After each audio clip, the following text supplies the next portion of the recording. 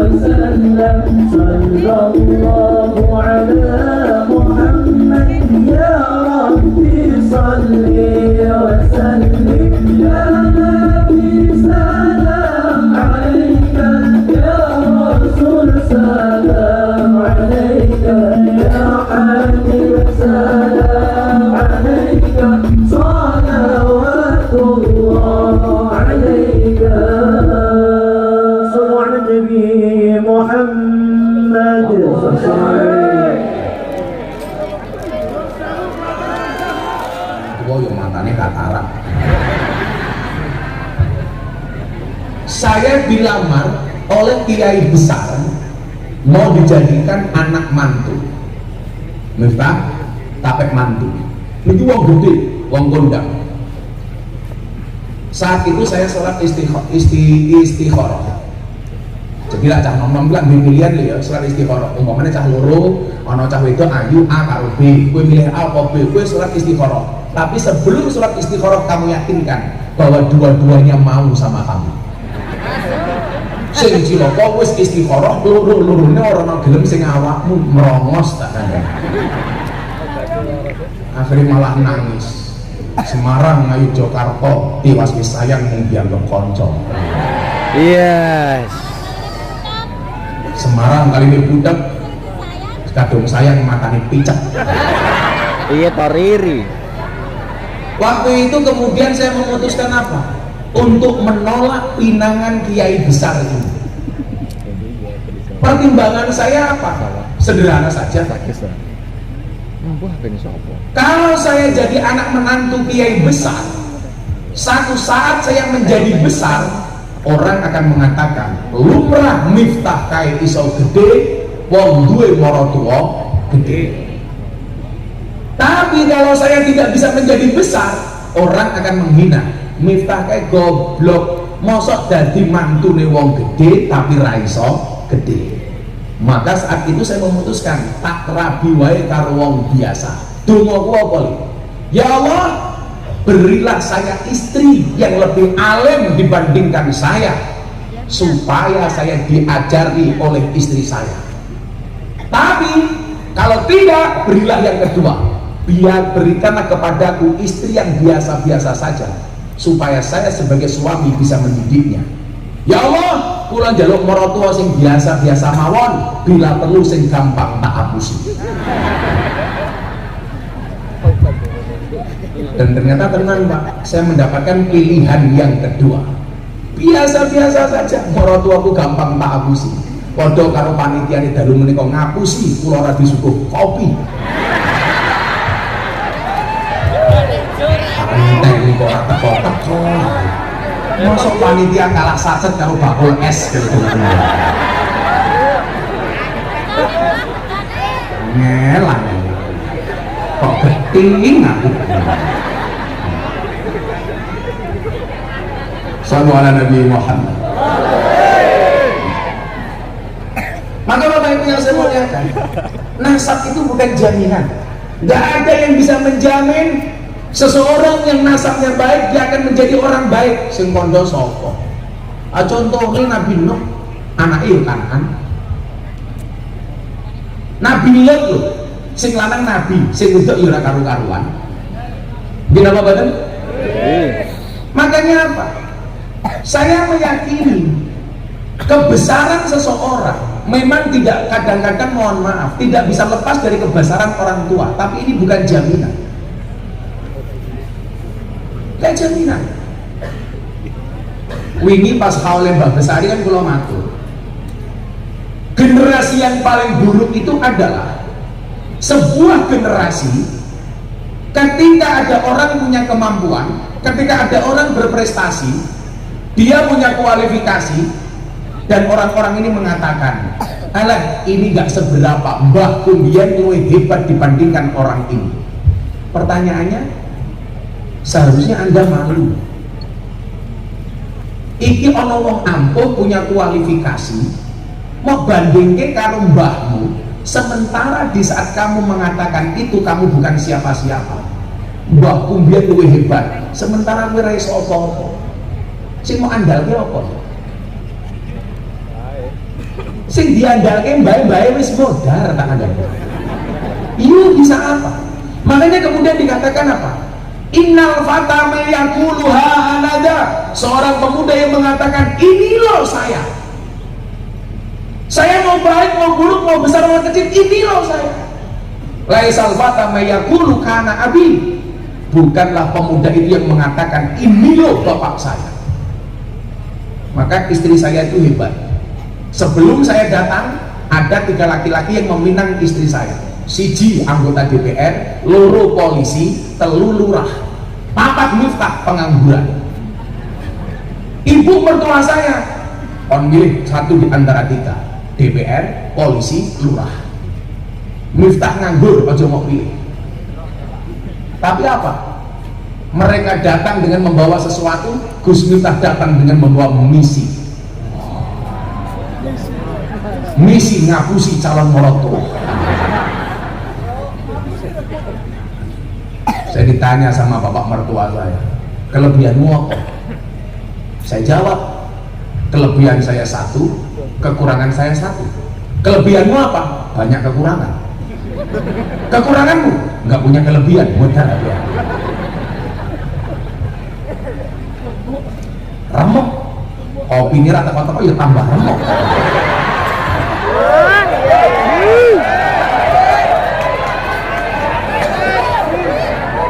Sing satset masih.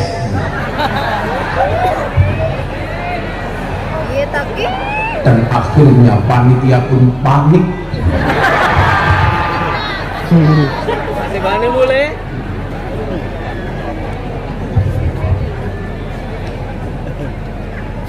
Saat itu saya punya keyakinan begini Bapak Ibu. Niki orang pepatah, niki mboten dalil, mboten hadis, tapi pepatah makalah. Jangan ngerti kula makalah, lah kula salah dibenerke. Idza sadaqal asmu wa duhasanin, where there is will, there is way. Kalau bahasa saya sebenarnya ekstrim. Idza sadaqal asmu bukan lagi waduh hasabil, tapi waduh hasubul. Jangan bisa ngomong.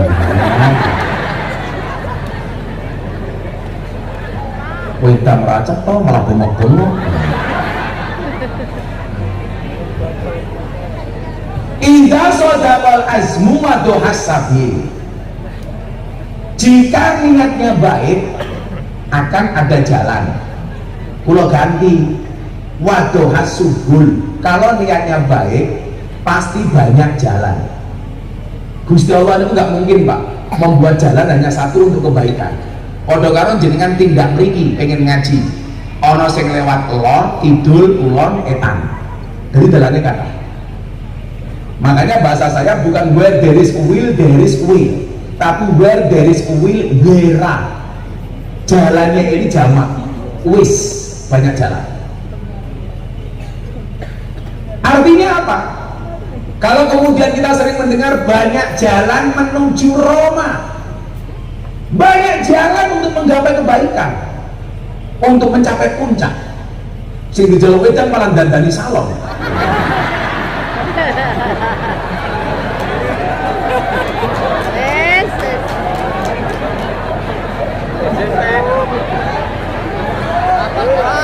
Mau medas. Gasen tak, Gus.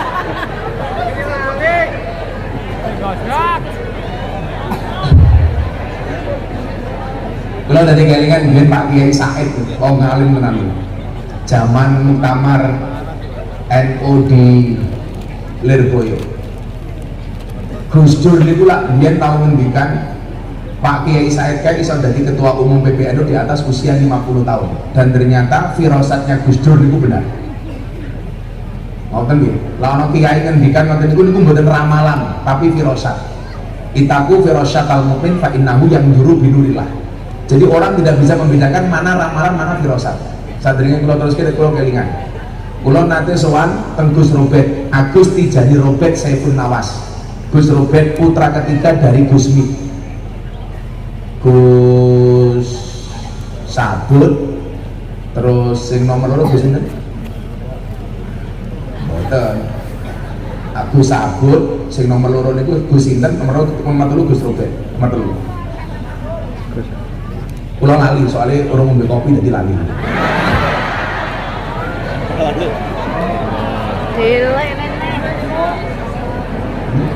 Ini kan channel apa panitannya kere atau apa sih? Ke warung, Gus. Warungnya ada. Sebenarnya dengan angkringan aku. Duduk di matamu gitu. Siji kepala bobol.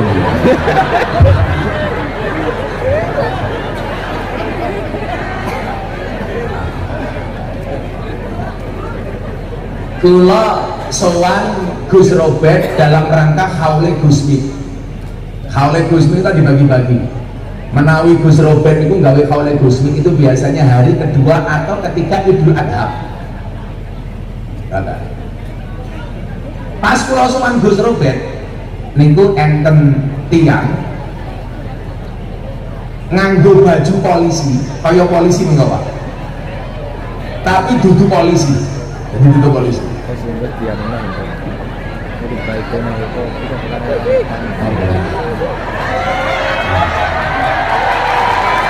Balik menang. PHP.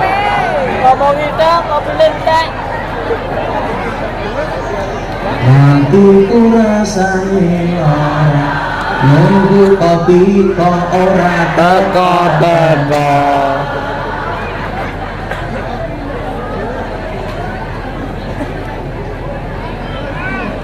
Nah, enten tiang nganggo baju meh mirip kaya polisi wonten niku.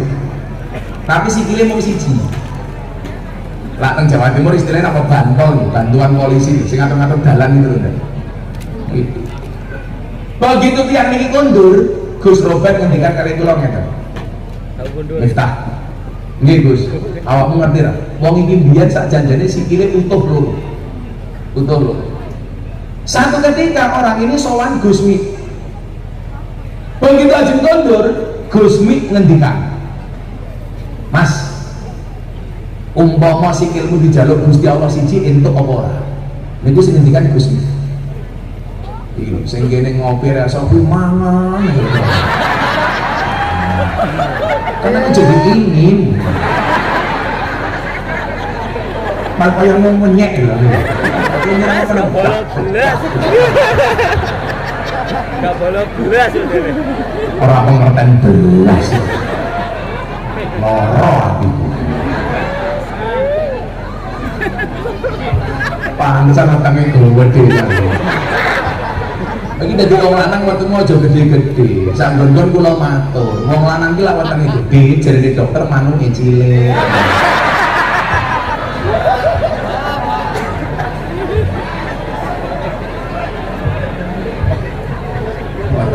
gede, sarungnya gajah duduk, dibuka di sini mengkoyo pendek. Gus Mik itu ngendikan, Mas, umpama sikilmu dijaluk Gusti Allah siji entuk apa ora? Tiang niki jawab, nggih angsal Gus ikhlas wong kabeh niki lho titipane Gusti Allah, termasuk sikil nyawa mawon titipane Gusti Allah. Napa meneh namung suku Gus, kowe ikhlas ya? Nggih kula ikhlas. Singkat cerita, tiang niki sungkem Gus Mik kondur ning tengah dalan tabrakan.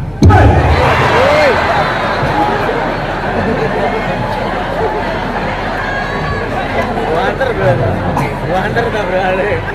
Wander.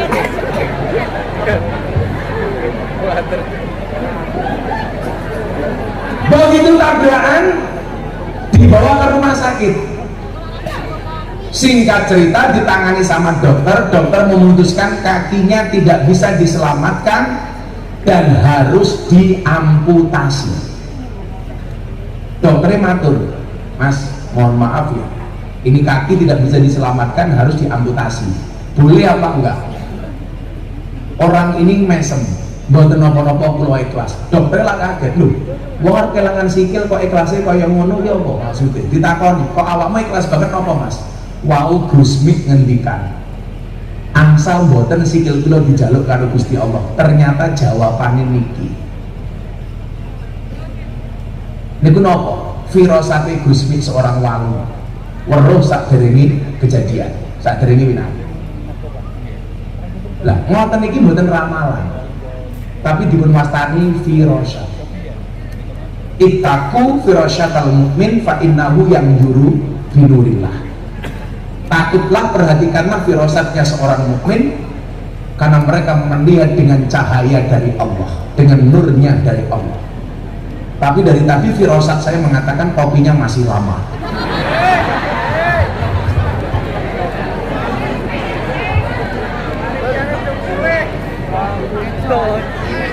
Gus, sabar.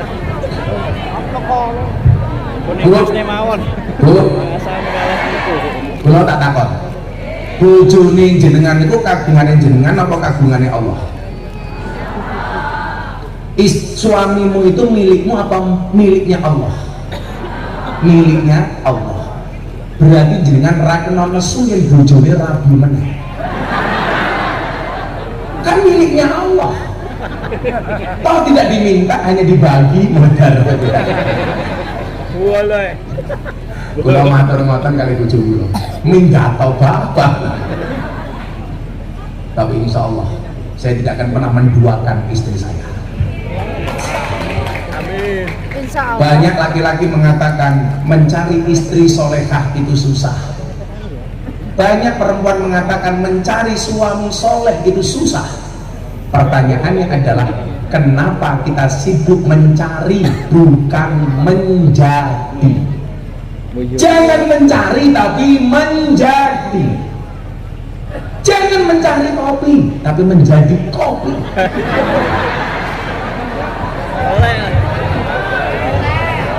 Tak eling-eling tekane pati. Wes tadi bae wedak. Murka tenan ya, murka. Harian Gus.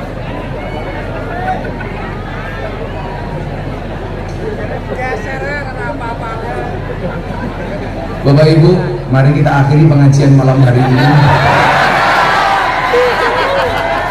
Jope kok wedake. Sana, kowe mangan kan tak ajar. Malah mini.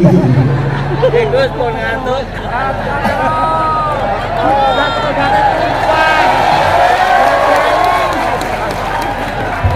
Oh, goceng kabeh. Goceng kabeh sampean. OTW. Oke, tunggu aja. Itu tidak. Lu goceng kabeh. Suwe mending.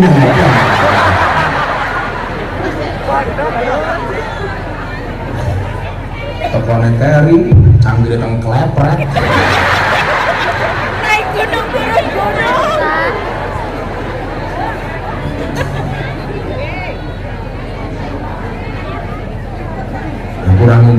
iki kuwi wae nyo. Kita iki salaman barang. Kula wingi ngaji teng Lubuk Linggo ana santri tak wene Pokari Sweat mulai bocah setruk.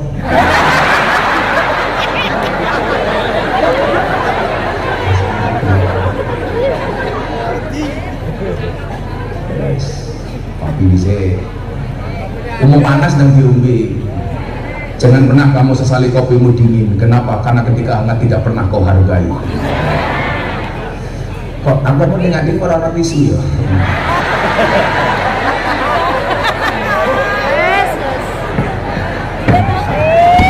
Konferensi sok sibuk.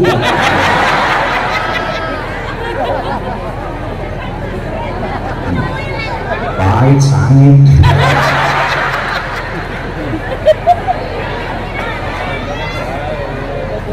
Iki lagi pondokku tisu WC ini.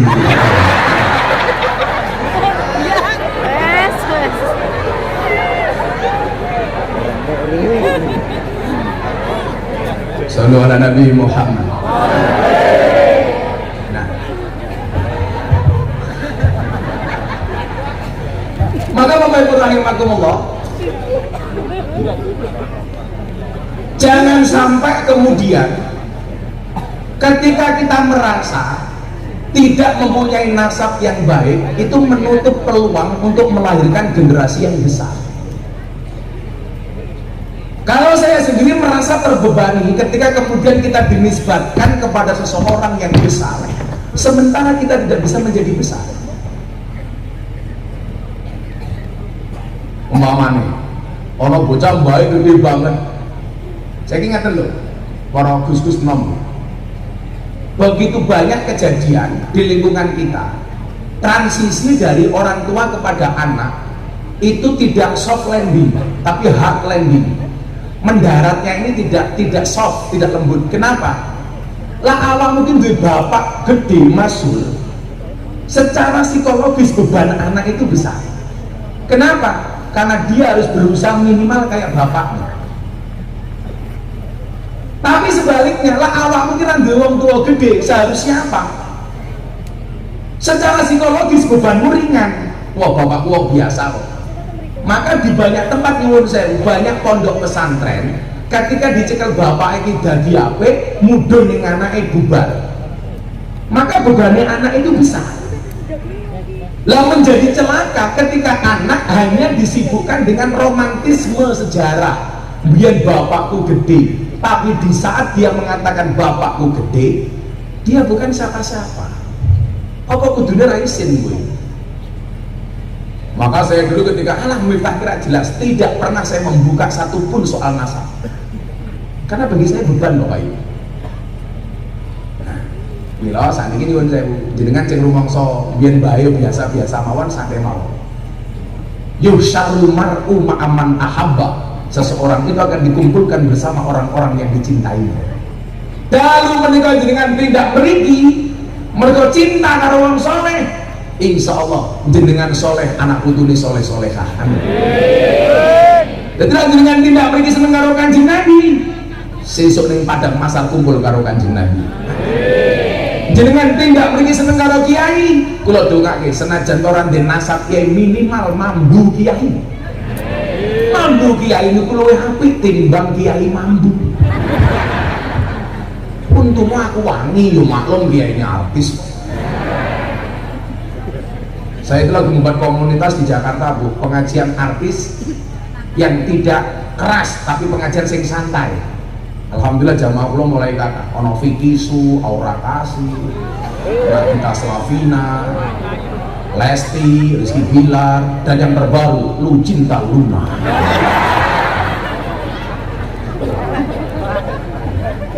Begitu di ruang kalau kita ayu, kok ganjel lah.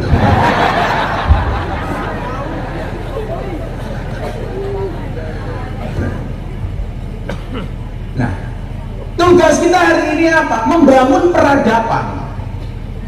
Dan peradaban itu akan menjadi baik ketika dimulai dari lembaga pendidikan. Saya jadi ingat seorang tokoh nasional namanya Ki Hajar Dewantoro.